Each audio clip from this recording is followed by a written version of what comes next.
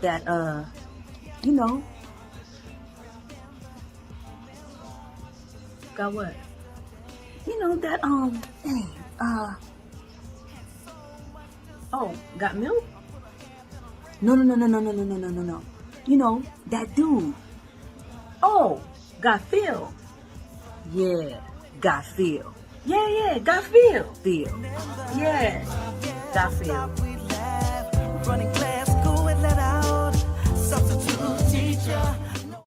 Hi, I'm Phil, and you are watching PBT.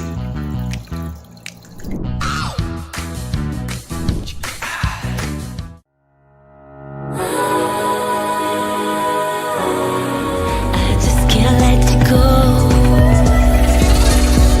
Keep running. The birds have all fled the trees.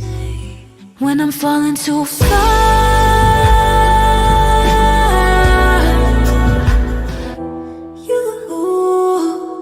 you used to always orchestrate it. It's a different feel, featuring Remember Yesterday, You remember yesterday. The Cool It's Just Like,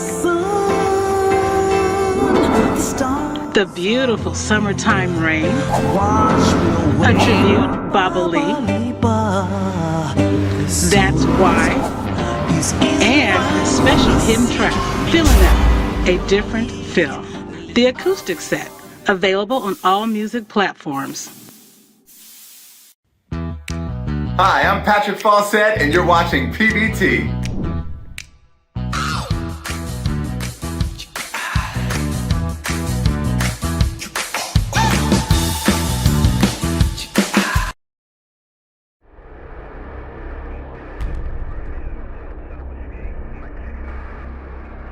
The boogeyman has been released. They know what it's called, but they don't know where it is, how people get it, if it's contagious, if it's an aerosol or in the air. What they do know is if you get it, it can kill you. 672.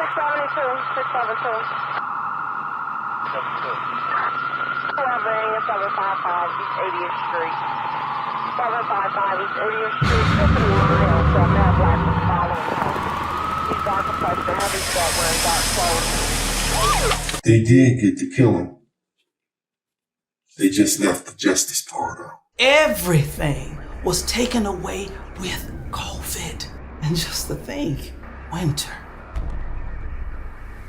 is coming.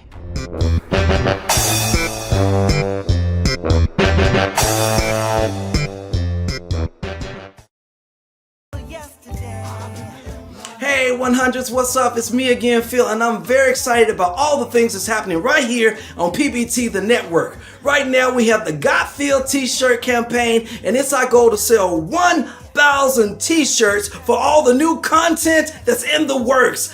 Be a part of it. Get your Got Phil t-shirts. Woo!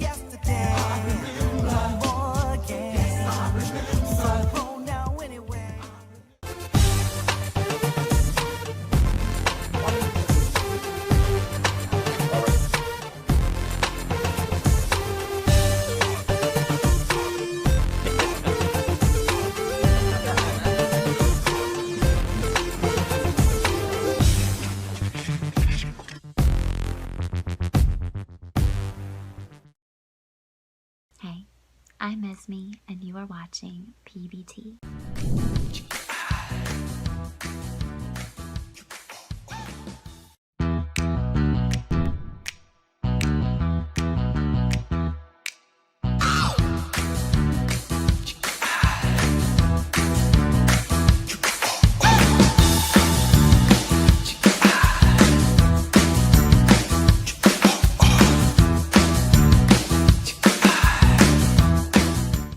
Hi, I'm Phil, and this is my channel, Kickin with Phil, and I'd love for you to like, share, and subscribe so you can get that notification bell.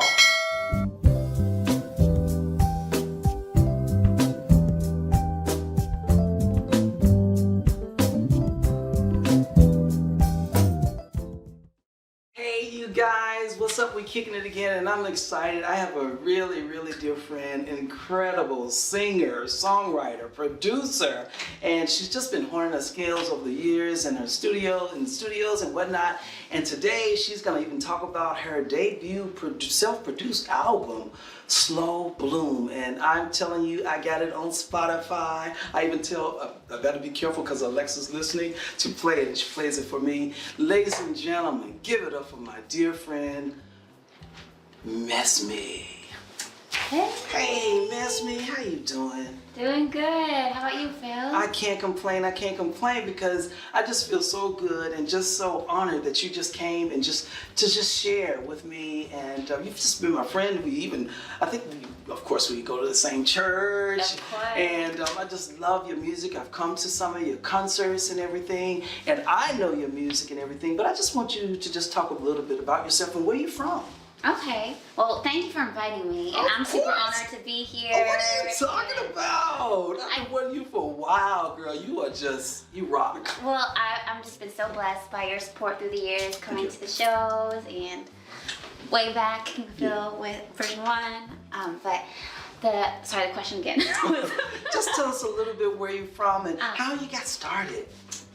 Well, so I grew up in Northern Virginia, little suburbs outside of DC, and then in the middle of growing up, my family moved to the LA area. So then I kind of did half outside DC and half in SoCal, and then I just bounced around after that and came back a little bit after college to LA. And I grew up, so all that time I grew up doing music. It's a very pretty standard East Asian kid thing to do classical music. So I did classical piano, violin. Yeah, it's a lot of fun, even though as a kid you kind of hate it. But it's like one of those things your mom tells you you'll always be grateful for later, and she's totally right about. Yes. But all of that morphed into me discovering music outside of classical music and learning to love music that could speak to all the things I was going through and all my different emotions, and that eventually led me to wanting to make my own music and write my own songs, and that's what's been going on for the past several years. Oh, wow. So now how did Slow Bloom come about? Slow Bloom? Oh, man. So pre-Slow Bloom, I worked with a bunch of different people, and you know how it is in LA, you try so many different things and you meet all different kinds of creative professionals. Yes. And you gotta kind of find your own path through it, you know? And I found it wasn't working waiting on other people to collaborate with, and I couldn't find the right creative partner, and I had a lot of disappointments, so I was like, I need to learn this stuff. And I ended up taking some classes, getting my own gear and my feet wet in the studio side of recording and learning the software, the hardware. Yeah, so it was tough, but I think like anything, you know, like with your craft and music for sure, you do it enough times and you really just have to put yourself, your mind, your body into really practicing and doing the work. And over time I got better and better, and I was able to finally, I think, have enough skill to articulate the emotions that I was trying to get out. So I wrote the songs, and then I was able to record them and produce them and mix them. Nice.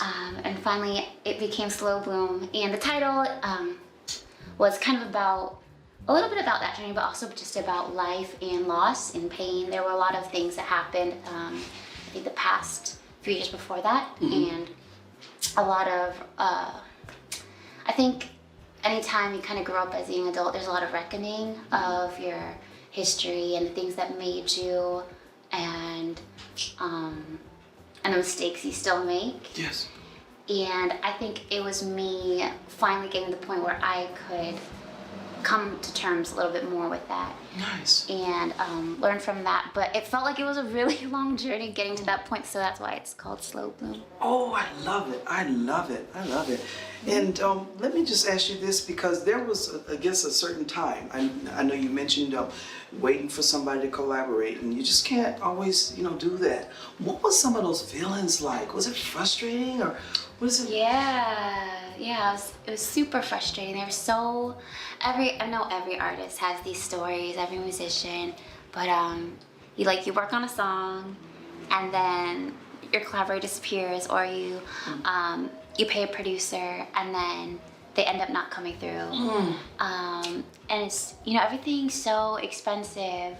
Like, I'm not sure exactly how it works with acting and a production, but as an indie artist, right, you self-finance everything. So you put up all the money, all the costs, and then no one pays to buy music. And then also, but then also, like, a lot of, it's just expensive, because that work does deserve to be compensated, but it's easily thousands of dollars if you want to do it properly. So it was really heartbreaking to have all these songs that you thought were going somewhere and were going to be released, and then it just doesn't work out, and you're like, what do I do with this, and where did my money go? I gotta start over.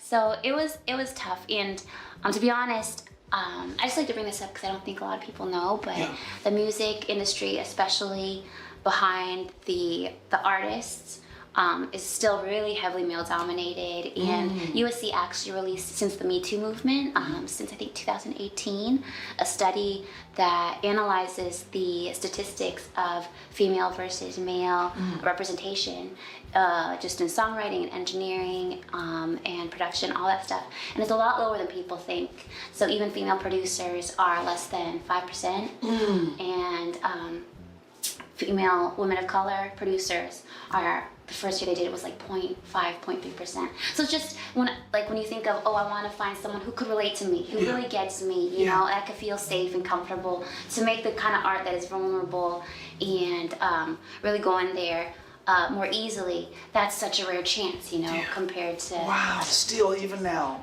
Yeah, it's getting better little by little, but it's still heavily skewed that way. Is that how Sound Off came about?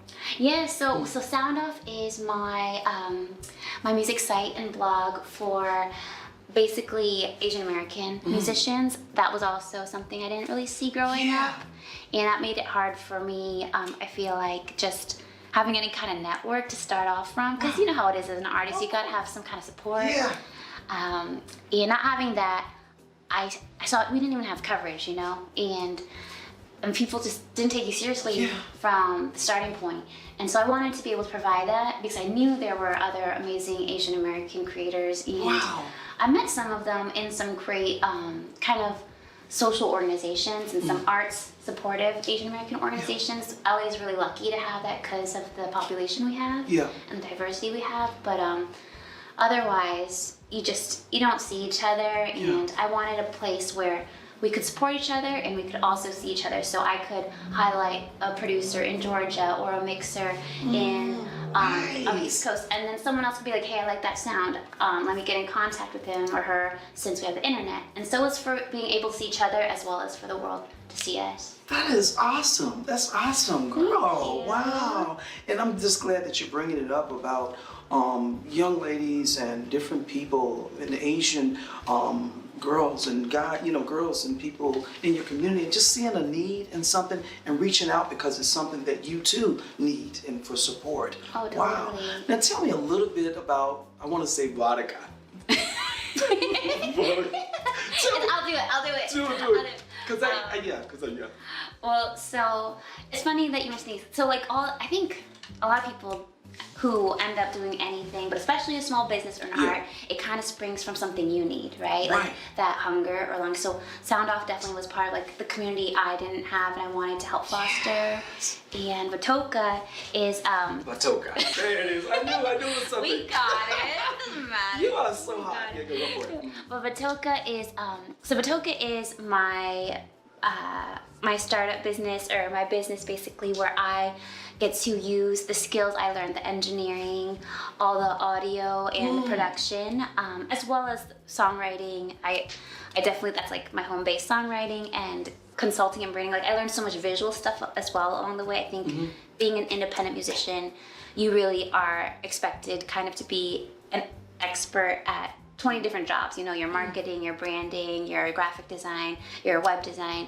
So I had to learn all that too. Otherwise, again, you're paying hundreds of dollars that you don't have to people. Wow. So just because I think I was blessed to be able to have the time and, you know, computer, those resources to figure it out. And I do, like, I come from an visual art background too, so I have a little bit of that background and affinity for it. So I was able to try and step into all these boxes and pick up these extra skills that an independent musician artist needs.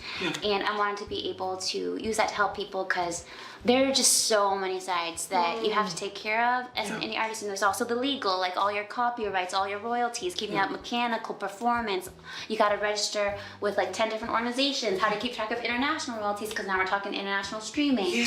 So there's just so much detail that I had to learn, that I wanted to be able to use that knowledge to help other people, and that's what Matoka Studios does. So if someone, it's basically consulting and audio services, but if someone needs anything from recording guitars to doing voiceover, or getting just a crash course on how do you start as an independent singer-songwriter, that's what it's for. Wow! I always like to ask my guests if they would share, because like you said, there are indie artists out there and the demands are just so crazy. But then there are sometimes that people get really discouraged, and you even mentioned, but you just, you know, you were able to channel and do and see something that it needed to be done. The monies are too expensive, so you did something. But many people, many of them are out there, and they come to Los Angeles. They have these big dreams, and but they get so discouraged. What would you tell someone that we're in this place, that I'm just so frustrated, and I think I'm just gonna pack up and just give up and just I don't have a dream anymore? What would you tell someone? Well, yeah, first of all, like, don't get down on yourself, because it is tough. It is so tough. And I didn't realize how tough it was gonna be getting into it. And I think there are a few things. One is that always be in touch with yourself. You know, always be in touch with what you need and what you want in the moment, and don't feel bad about it changing, because I think to get through it and to stick to your goal, whatever it is, it's gonna take that. It's a weird thing for an artist. It takes that tenacity to hold on to your vision, but it also takes flexibility on how to get there. So I would say just like keep in touch with yourself and know maybe what the moment is calling for and what you need. And so if you need a break, it's okay to take a break. You know, if you need to look for a community, go out and look for a community if that's what you're liking. I'm still on that journey too. And I think at the end of the day, maybe two things. I think just from what I've learned is like, try your best not to lose touch with the art. And that's the part you love. You know, don't try your best not to forget what you love, because I've definitely been down many dark holes and gotten drowned out by so much of the business. I was talking to my best friend on the phone the other day, and I was like, I do 99% business, 1% music, you know, and it's just sucking and bleeding my soul dry. And I just like didn't want to do it anymore. So you have to guard your heart and your time for your art. And I think the other thing is definitely surround yourself with community as regularly as possible, because without it, it's just so easy to lose sight. And I think as an artist, you can feel very lonely. Especially music, the nature of the craft is, you know, if you're a musician, you're practicing alone in your room for hours a day. If you're a producer, the same thing. More and more, the more we work digitally, and definitely with COVID. So you have to really also, I think, be as proactive and finding community as possible. I know it's tough too. Any creative, good relationship is not the easiest to find usually, but it's worth it. And that's something I tell myself too, that I need to always be on the lookout for and keep in mind. Beautiful, beautiful. And so we have Slow Bloom. Yeah. And I want to ask finally. Long time coming. Long time coming. So it may not happen overnight, but time, honing the skills, holding on, pressing on, and surrounding yourself with community and And I guarding just your want to heart. say, Slow Bloom did come out of a dark place, by the way, because it was when I was going through stuff and also in that moment of exhaustion and wanting to just like let go of a lot of things. And I think in that process, when you are going through a dark place, it's really easy, at least for me, to kind of like guard your heart and cut, just like even subconsciously become more numb. And that was definitely what had built up for me over the years. So it was also about learning to open up and to be okay with getting hurt a little bit and bleeding a little bit as part of the fullness of life's experience. Because you gotta open up for pain if you're gonna open up for joy. Okay, I love that. It reminds me of that scripture, weeping in the night, but joy comes in the morning. Amen. Yay. So I'm gonna ask you a little favor. Okay. We gotta take a little break, and I'm just wondering, when we come back, if we can get you to maybe do a cut or two from Slow Bloom. I think we could arrange that. Hey, so you heard it, you guys. When we come back, we're gonna get Mesmi to do maybe a little bit from Slow Bloom.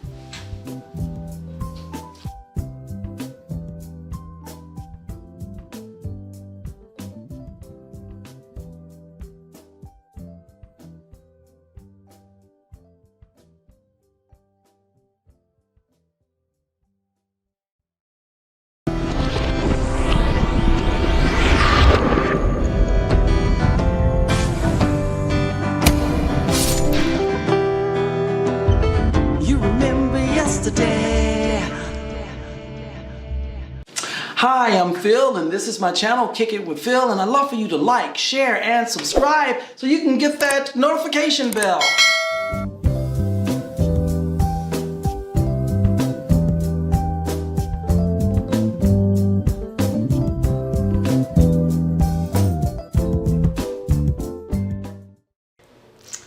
Ladies and gentlemen, Mesmi.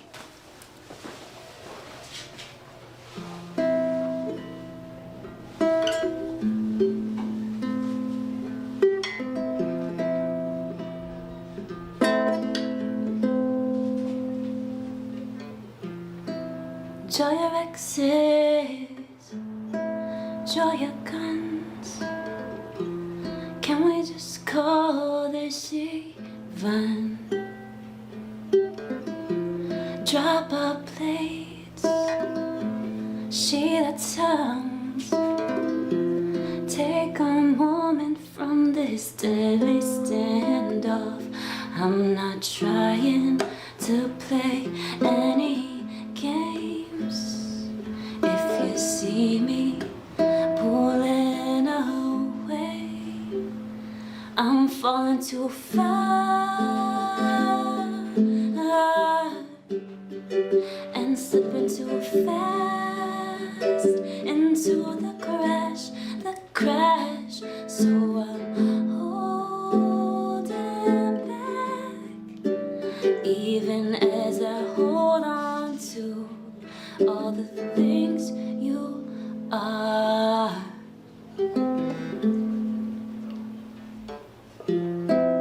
What if I'm not enough, or the fire flies away,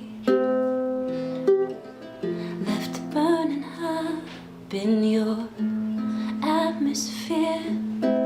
In my dreams you'd reappear for years and years and years and years, not trying to play any games. I just find certain words hard to say when I'm falling too far and slipping too fast into the crash. So I'm holding back, even as I hold on to all the things you are. And I've been waiting on forever for forever, taking 2 steps forward, now I'm 10 steps back. Go gentle of patience going over. I'm cradling your heart as we give in to that. Fall into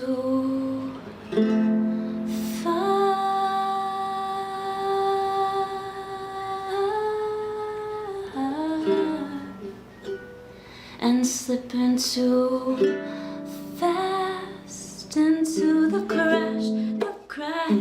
So I'm holding back, even as I hold on to all the things you are.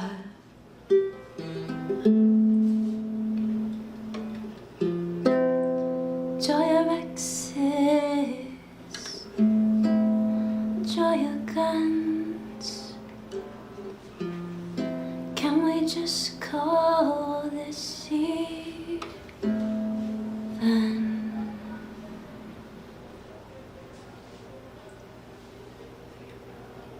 Mesmi, I just want to say thank you for kicking it with me. Thanks for letting me kick it with you, Phil. Ah,